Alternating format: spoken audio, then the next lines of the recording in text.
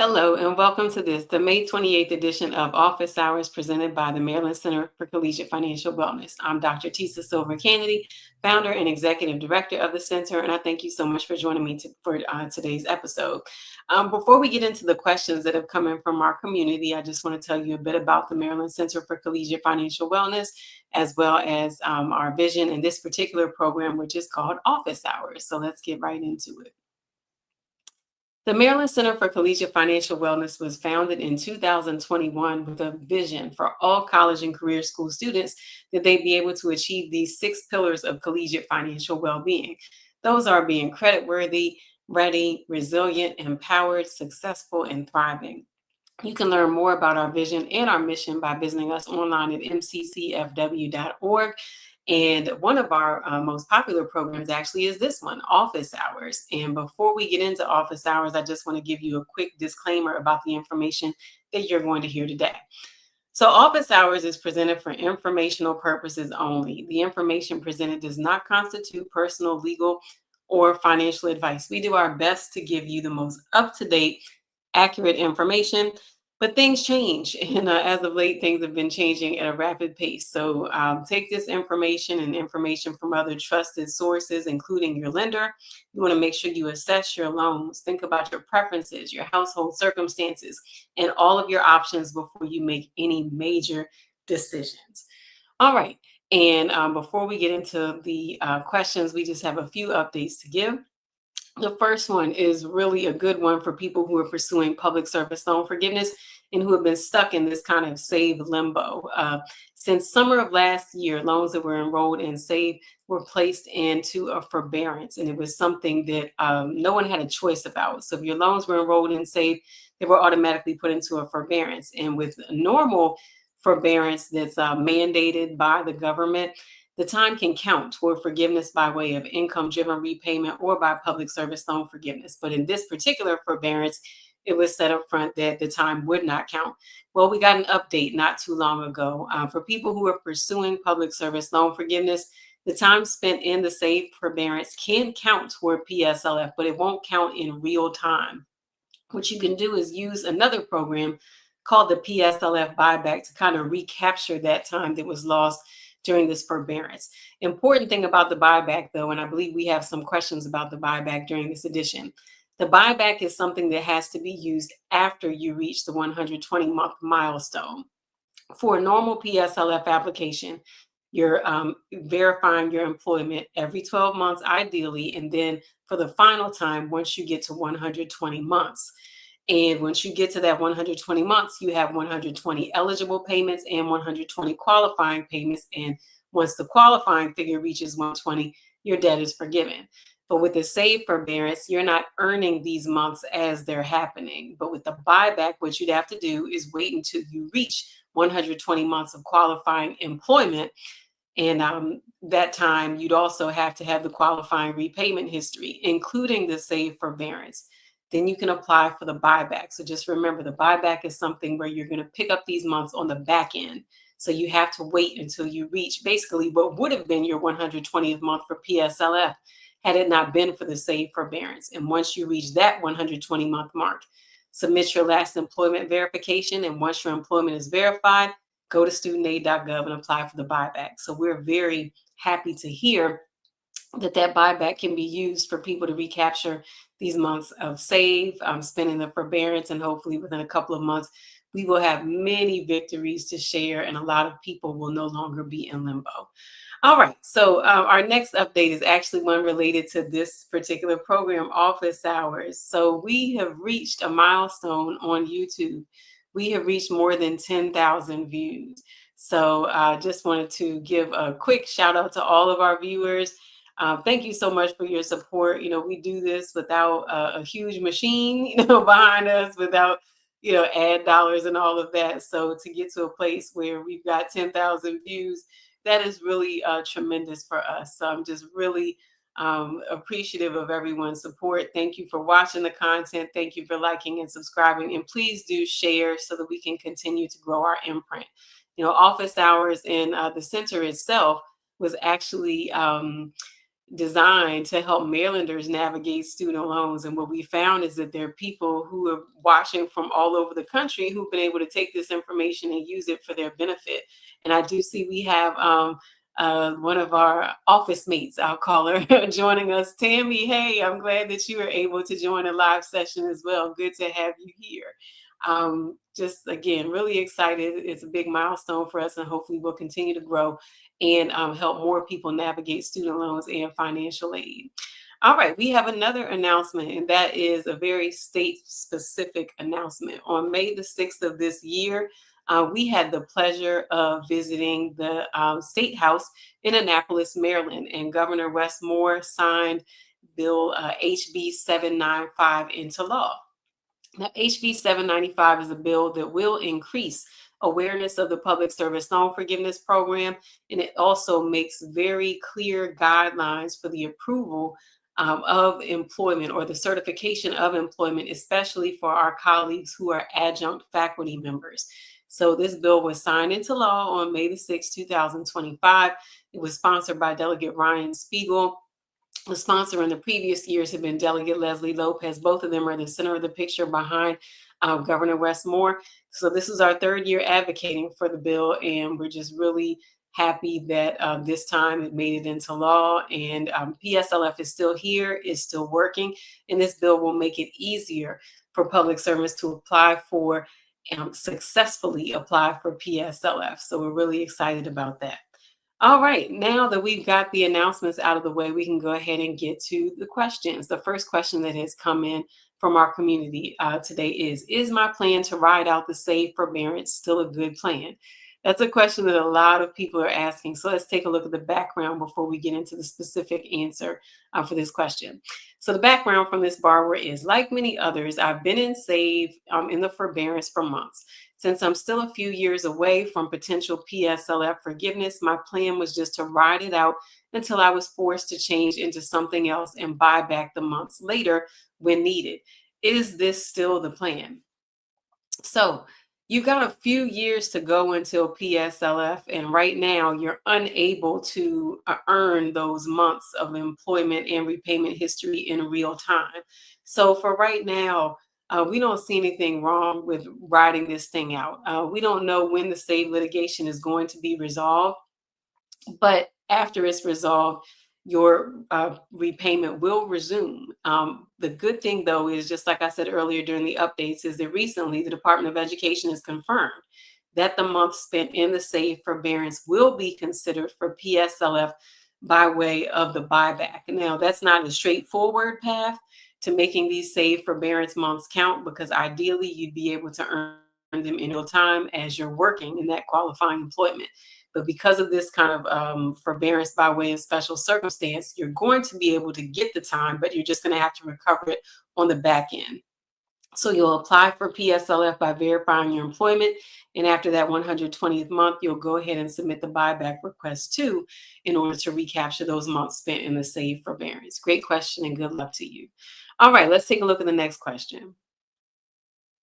That question is, I switched from SAVE and I'm back in a forbearance. Why is that?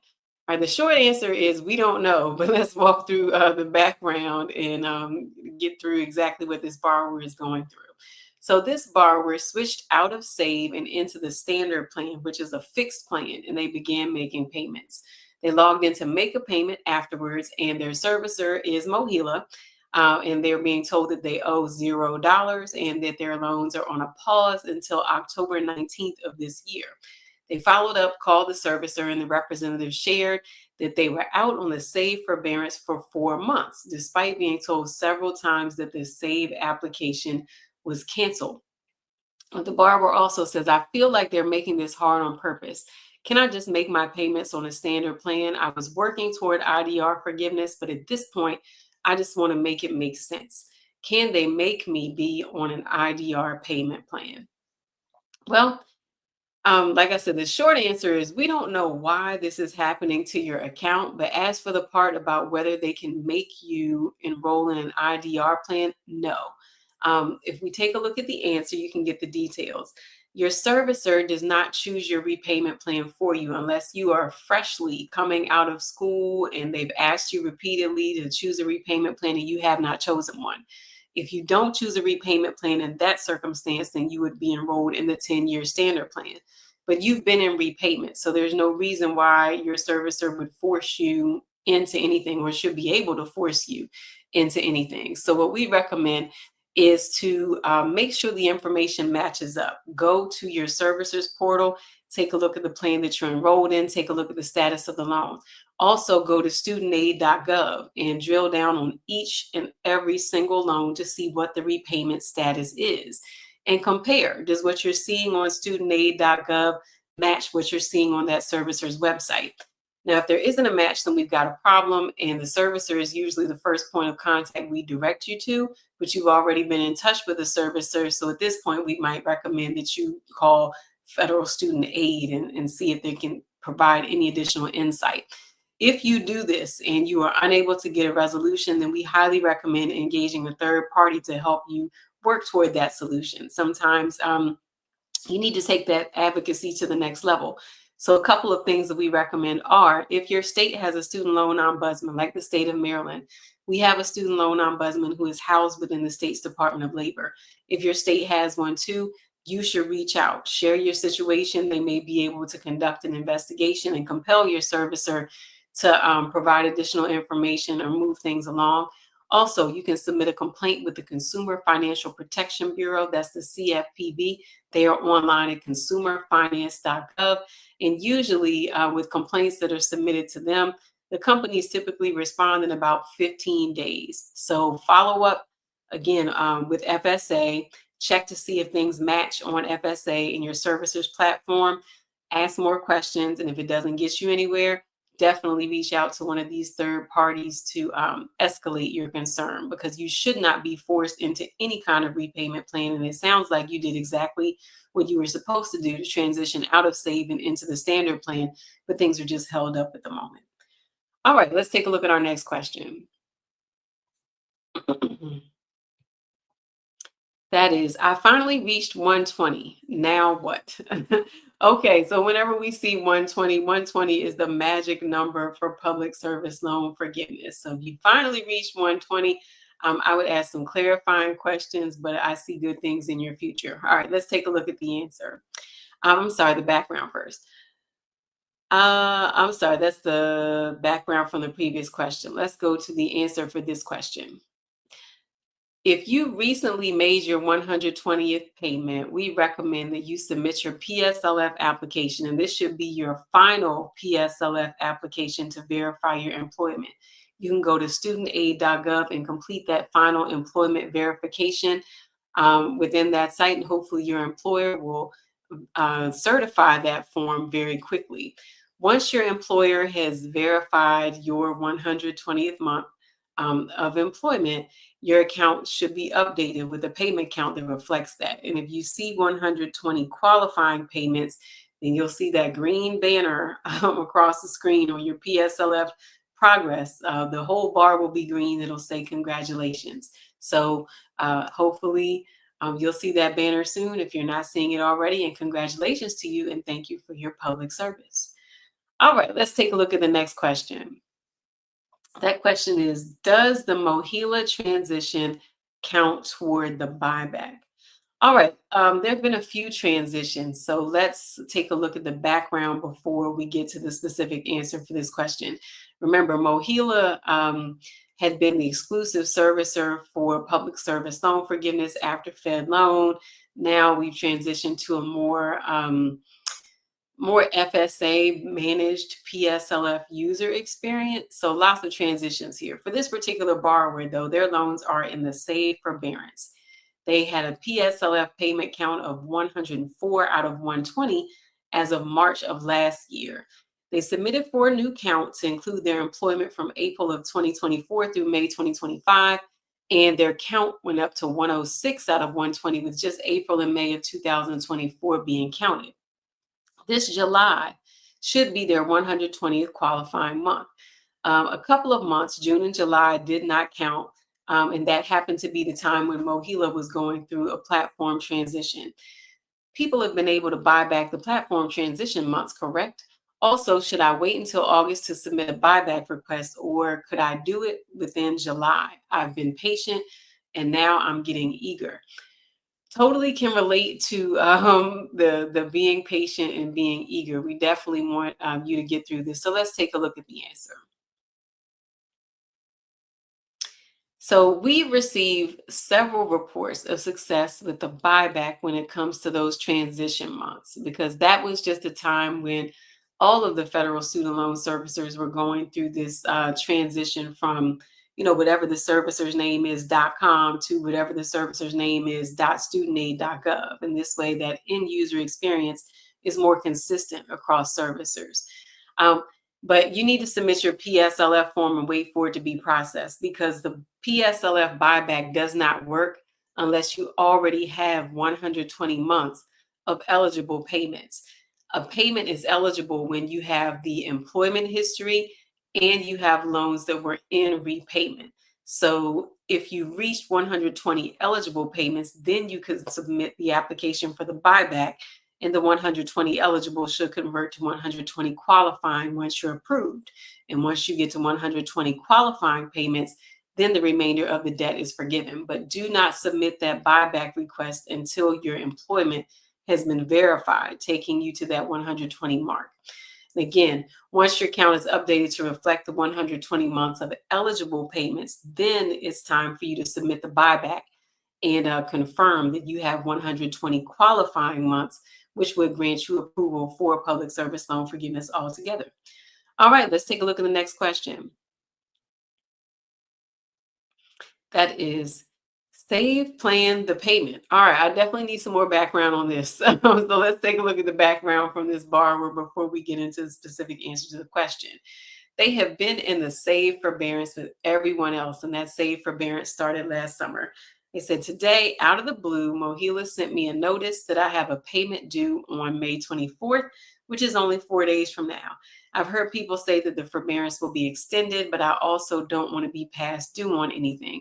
At the same time, I'm 27 payments away from PSLF, so I certainly don't want to make a payment under save that won't count toward that. Does anyone have any information on forbearance extensions or other advice? That's a really interesting question. Let's take a look at the answer. All right, since the save payments are paused due to ongoing litigation, we suggest that you contact your servicer. You could also check studentaid.gov to view your current plan and your actual payment. Keep in mind, though, when you go to studentaid.gov, you can see the payment plan. You can also see the status of the loan, if it's in repayment, in forbearance, grace, etc. But you cannot see the dollar amount of your payment that's due. The only place where you can see the dollar amount of your payment that's due is on your servicer's platform. So you want to go to mohela.studentaid.gov and then also go to studentaid.gov to compare the information and see if it's consistent. We have seen clients who have had changes to that save forbearance end date. I think at one point it was supposed to be this summer. Now we've heard from a lot of people that it's been updated to October. So the timelines are definitely varying because we're, waiting to see what's going to happen with this litigation. But you just got to stay vigilant. Keep on looking at your accounts to make sure that you're in good standing. And also keep in mind that sometimes when you get these random things about a payment being due very quickly, sometimes these are just erroneous. And it's best to call your servicer, ask for clarity. And if there's something that's wrong, then they can update the account to reflect what should be correct. All right, let's take a look at the next question. Okay, so this borrower has 5 separate direct loans with the same repayment dates, and they want to know, should they consolidate? This is a really common question because consolidation is something that, at least in recent years, a lot of people had to go through in order to get the maximum benefit from forgiveness by way of income-driven repayment or forgiveness by way of PSLF.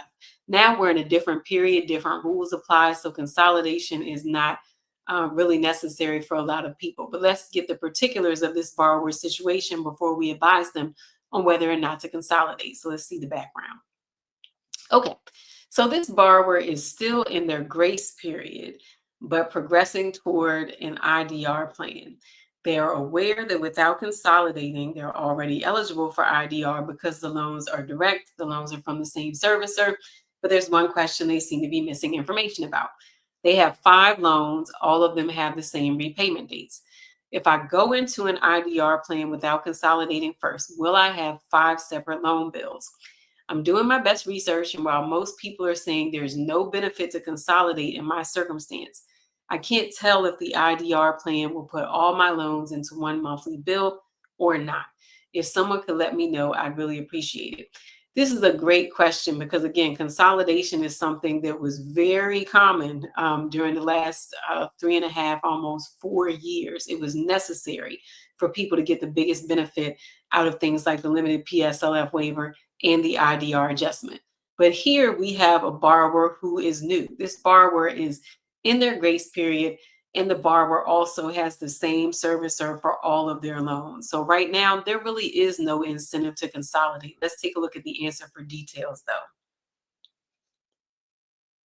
So it's not necessary to consolidate the loans because they're all direct and they're all with one servicer. So since the loans are all with one servicer, you're not going to get 5 bills. You may get one bill that has 5 line items on it and shows you how much is due for each loan. And you can submit one payment to that one servicer and they will divvy that payment up across all the loans.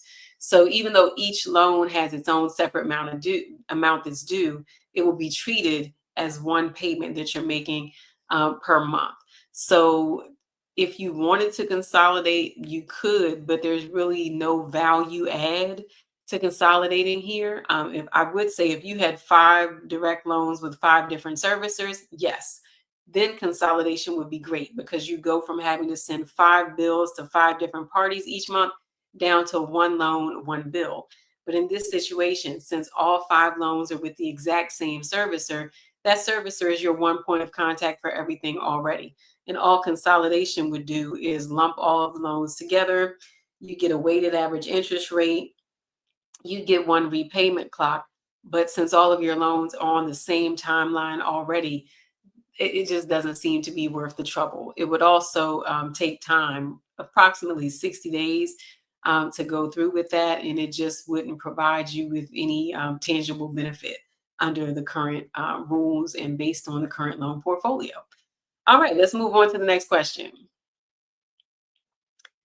And that question is about the PSLF buyback, which is a very popular subject right now. So let's take a look at the background and see exactly what this particular borrower is dealing with. All right, I applied for the buyback. Give me 1 second to put that background back up.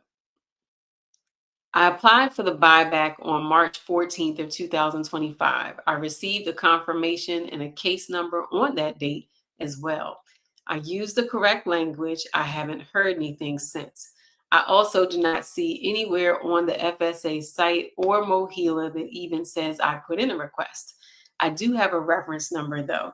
Any thoughts or opinions on this? I'm sitting at 116 out of 120. I've got plenty of thoughts and opinions, but I won't share those here.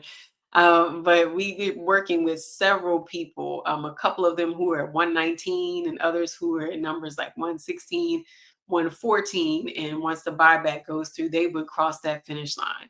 So let's take a look at the answer for this borrower. Okay. So the question about the buyback, before anyone submits a buyback application, the question we have to ask is, have you reached 120 eligible months yet?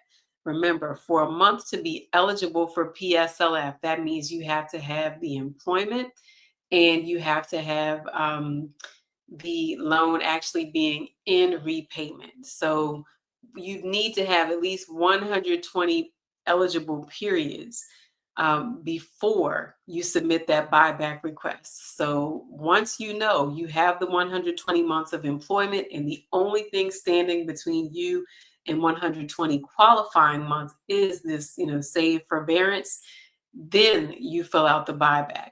So confirm you're at 120 and then go ahead and submit the buyback.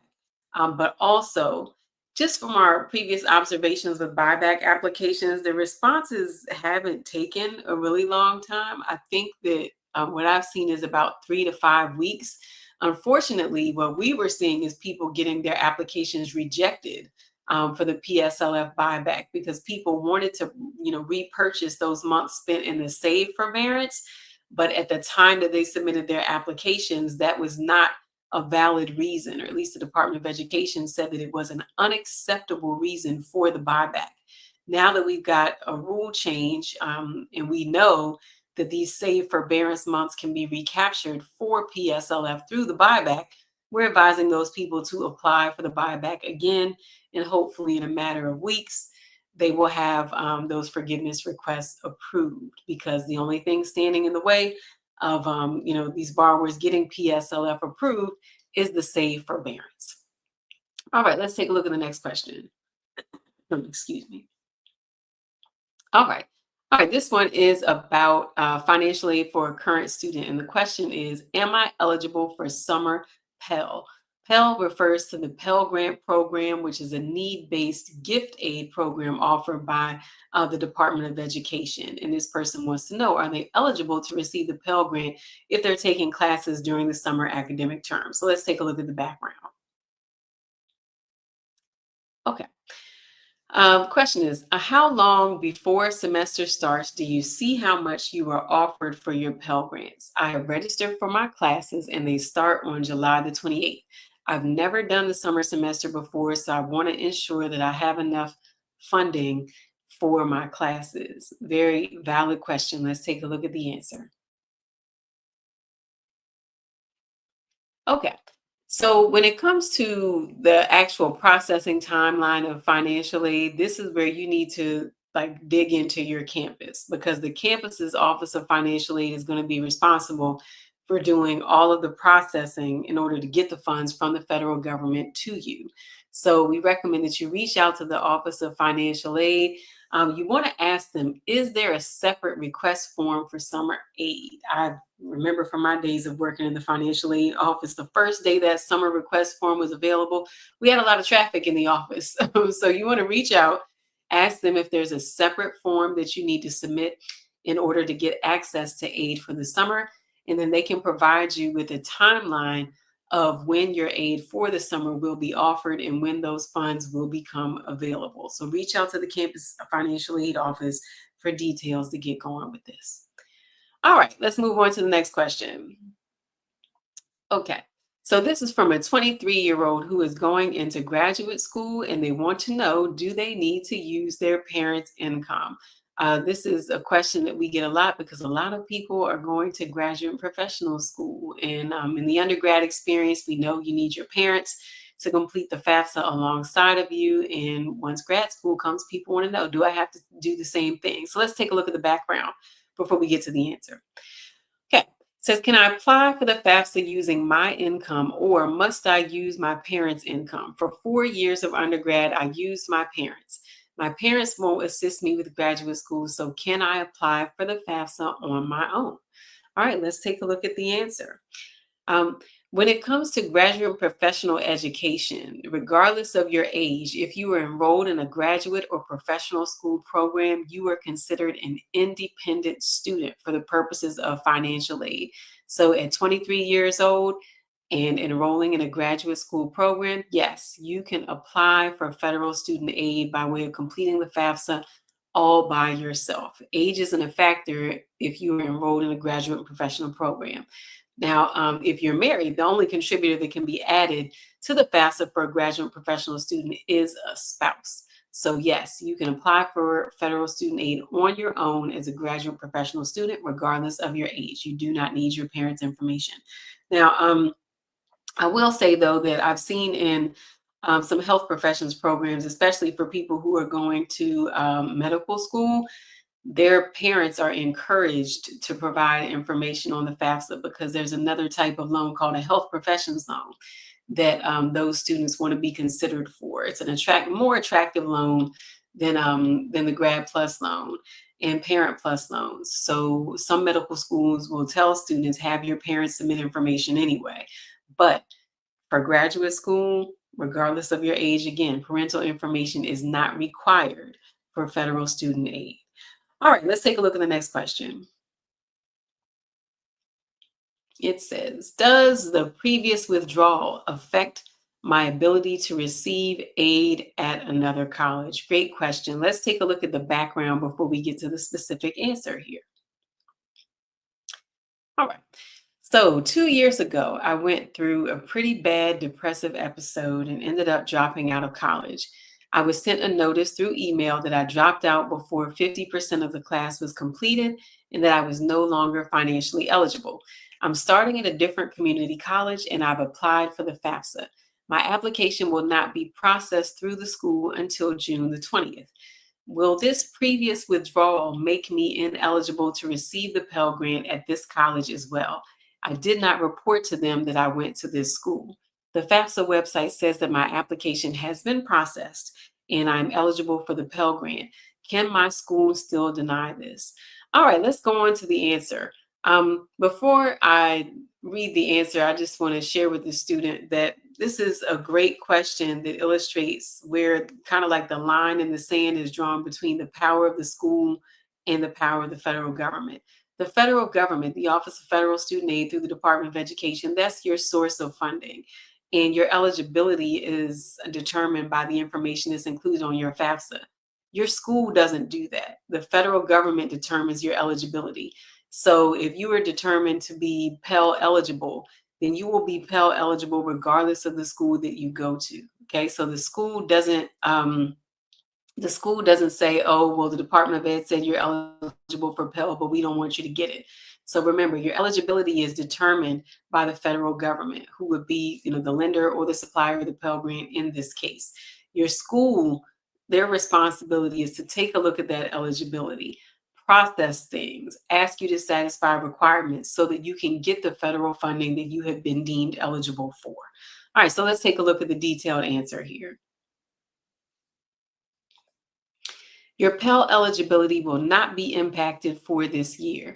Also, though, your new college will be able to see that you attended another school previously, and they may ask for your transcripts. If you have any bill that's outstanding with the former school, you should make sure that you take care of that, because you don't want it to go to collections or into default, which could jeopardize your future eligibility for federal financial aid. So your Pell eligibility, again, will not be impacted. That's still yours to have. But there is no way to hide from a new school that you withdrew from an old school. They can see everything, okay? But just make sure that you clear up any bills or obligations that you have, and really wish you much success in this new venture at a new school. All right, let's take a look at our next question, which happens to be our last question for the day. Unless you have any questions, those of you who are watching us, you can submit your questions in the comments and let us know. All right, the question is, when can I apply for the 2026-2027 FAFSA? I'm a rising senior and I want to get a start on my application process. All right, let's take a look at the answer.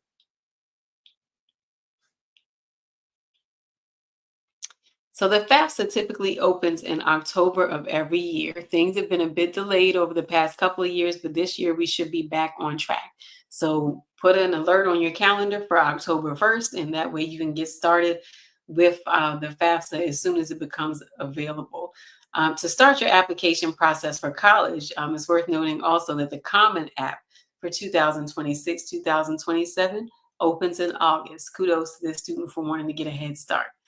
All right, so that is the last question that we have. I don't see any that have come in via social media so far. And Tammy, again, we are so glad to have you here. All right. As always, we usually close out the episode by sharing a resource for Marylanders, and that is the Office of the Student Loan Ombudsman. Maryland is a state that has a dedicated student loan ombudsman to help Marylanders with persistent problems related to their student loans. So the kinds of problems that the student loan ombudsman can help you with are ones that involve your servicer and could include failure by that servicer to communicate with you as the borrower, errors in crediting principal and interest payments, misapplied payments, inaccurate interest rate calculations, billing errors, loan consolidation or modification errors, and or inappropriate collection activity or tactics. We've also had some people who are pursuing public service loan forgiveness reach out to engage the ombudsman because some of their records were missing.